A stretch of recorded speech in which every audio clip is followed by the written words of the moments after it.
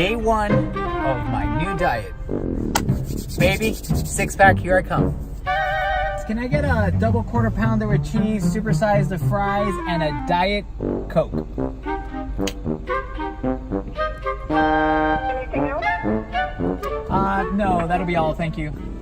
What's up, YouTube? Rick Sanchez here with We Just Have Us. Once again, coming back to you with our next episode talking about health.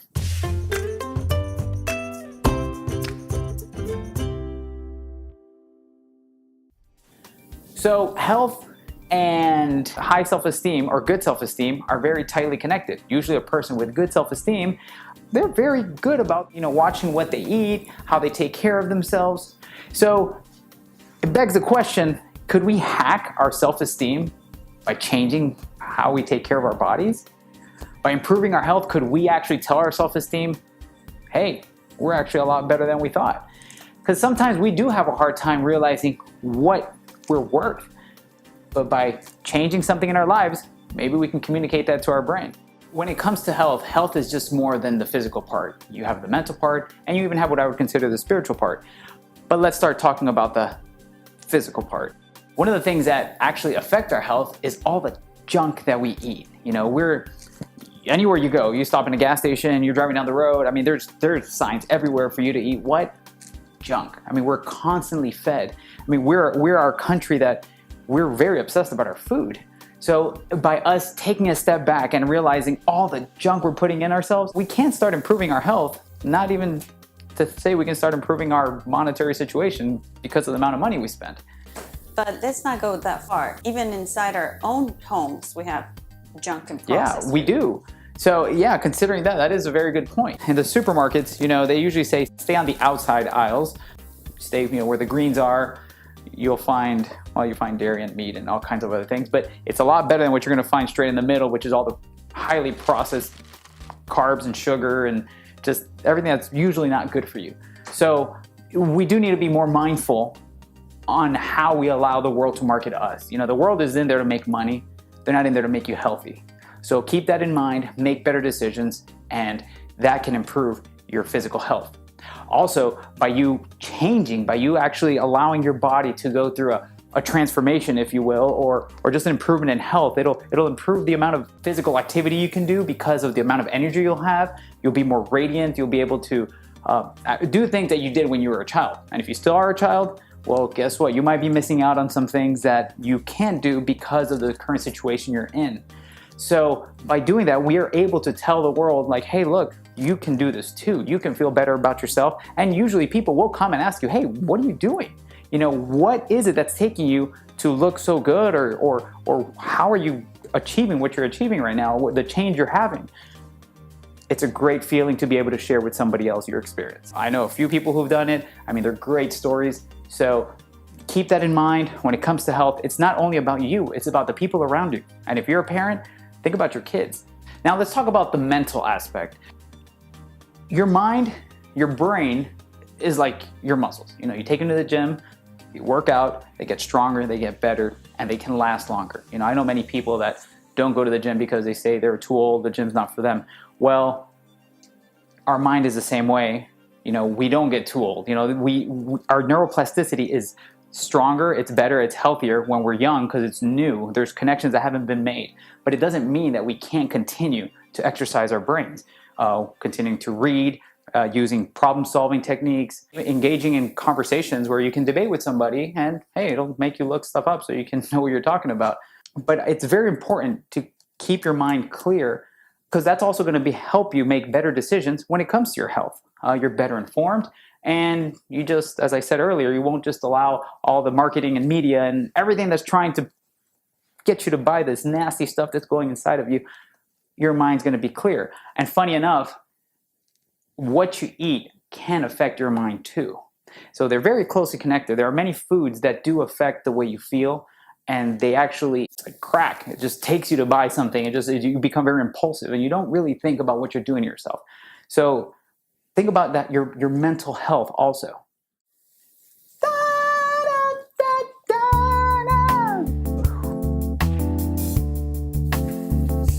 I was waiting for that. Now let's talk about spiritual health. Spiritual health, stay with me on this, is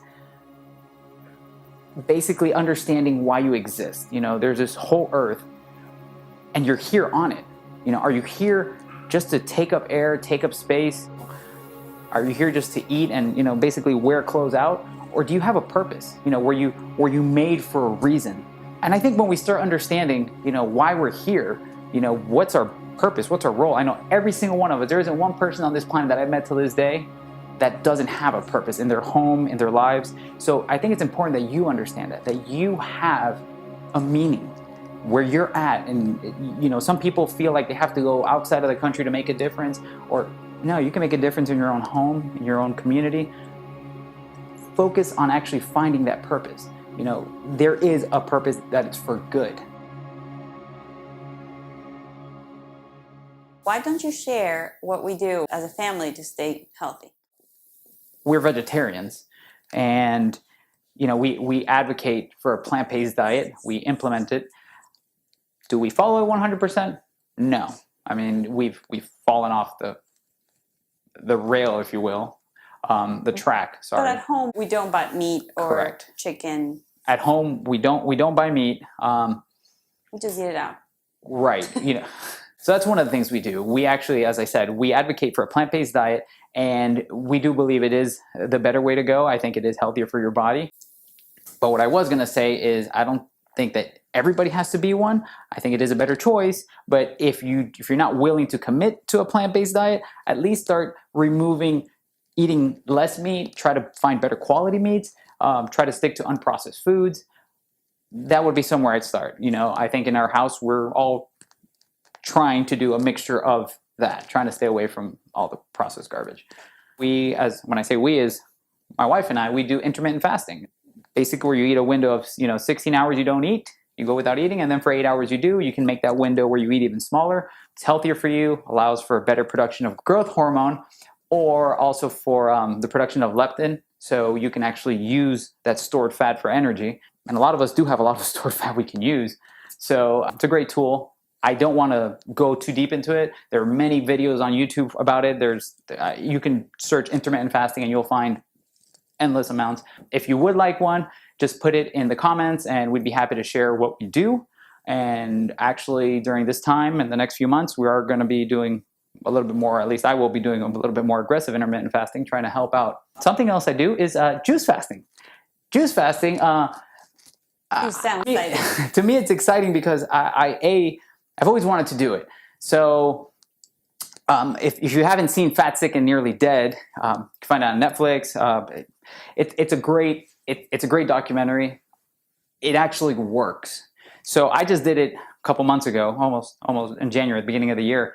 And not only did I feel the weight lost about like 25 pounds, but I felt like aches and pains, my back, my shoulder, my sciatic nerve. Everything was just going out of whack. I started doing that and the inflammation was just like gone. Cravings were like out the door. Problem is I went on vacation and pretty much kind of like what I did with my hand, I just messed it up with my elbow. But hey, I came back, jumped right back on the bandwagon. And what I do is we try to have juice in the mornings. If it's me personally, my wife, even with our kids, we'll give them juice because it's just a good way to get a lot of nutrients in. No fiber, but they're getting fiber from their food. Well, when I did the juice fast, there was no fiber at all. For how long? 30 days, pretty much. It was 30 days. Still hit the gym every morning. Sometimes didn't feel that great.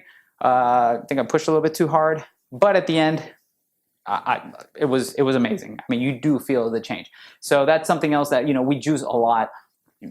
As I said, I might take a little bit deeper than that, but yeah, and you don't have to do it for 30 days. I did it for 5 days, and it was good. A 5 day, it's a start. Listen, if you can do it for 2 days, start to break that cycle. Start to break that. Hey, I need to eat breakfast, lunch, and dinner, and if I don't miss one, I'm crashing. Sometimes your body needs a break, and if you have excess fat, your body has something stored that it needs to get rid of. And inside of that fat, you have toxicity that when you start to fast and when you start to break down by exercising, you might feel a little yucky, but what's happening is that all that toxin inside of that fat is coming out and it's actually healing you, but you're going to have to suffer a little bit. And you're giving your body a rest. And you're giving So the it doesn't digestive have system to. a rest. Absolutely. So it will help with your gut health as well. We also exercise, exercising, whether you're deciding to start off with your diet and then exercise or exercise and diet, if you do none, which one you start with, I think it's important that you just start. But exercising is something that we try to do as much as possible. If we can't go out as a family and go for a hike, ride a bike, play sports, we like to play tennis, soccer, volleyball, swim, anything we can do. Can't go to the gym, go out for a brisk walk. Start getting out, start getting that blood flowing, start moving around. Exercise is key. And I personally love getting up in the morning and going to exercise. I get up, the alarm goes off, and I'm like, let's go. Like, I feel good. I don't like to wake up early in the morning, but once I'm up and I'm done with my workout, I feel so much better. Absolutely. What just get it over with. Sometimes we're like, oh, I don't want to get up, I don't want to go to the gym. Go. Listen, when to go, that sense of accomplishment just happens. You do it every day, and every day it's out of the way and you feel good. You wake up you're ready to go. Even when you go to work, you're just like, you don't have to think about, I got to get home, I'm super stressed, now I got to go to the gym. Your stress levels actually, because of the amount of growth hormone you're releasing and you're making in the gym, because you should be in a fasted state, I don't eat before you go to the gym. It actually does help decrease cortisol levels, which is what's produced by stress. Listen, when you start making a change, you're going to have people who criticize. You're going to have people who are going to challenge you because some people don't want you to succeed or they're uncomfortable with change. But do what's good for you. What we have to realize is that when we start on a path, sometimes we will fall off because we're just not used to it. But listen, get back up. The more battles you win, you'll end up winning the war. It's probably good to stay like in an 80-20 ratio where 80% you're winning, 20 you might lose a battle like during Thanksgiving, Christmas, a birthday. If you're at that 80-20, I think you'll be good or something healthier.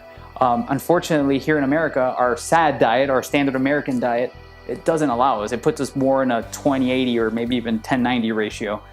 Hence why we have a very overweight and sick population.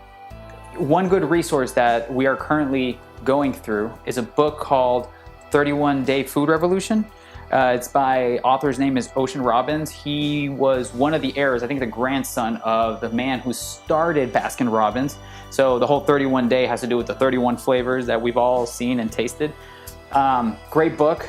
Once again, it does advocate a plant-based diet, but if you read it, it talks a lot about the quality of food that we deal with and what we're putting into our bodies. So I think it's a great read. I would encourage you to at least look at it.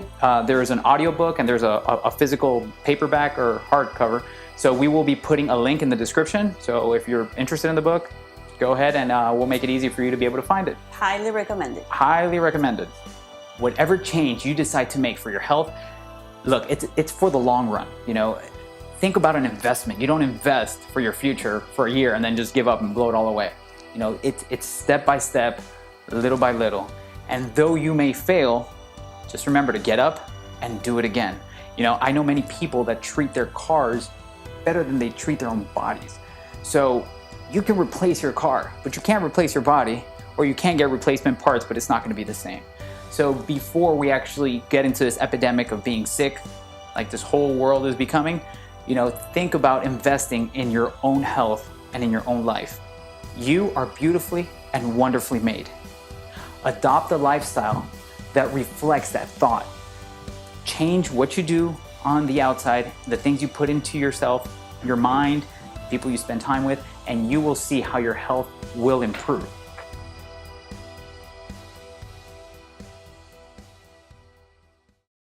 Don't forget to post any comments and questions.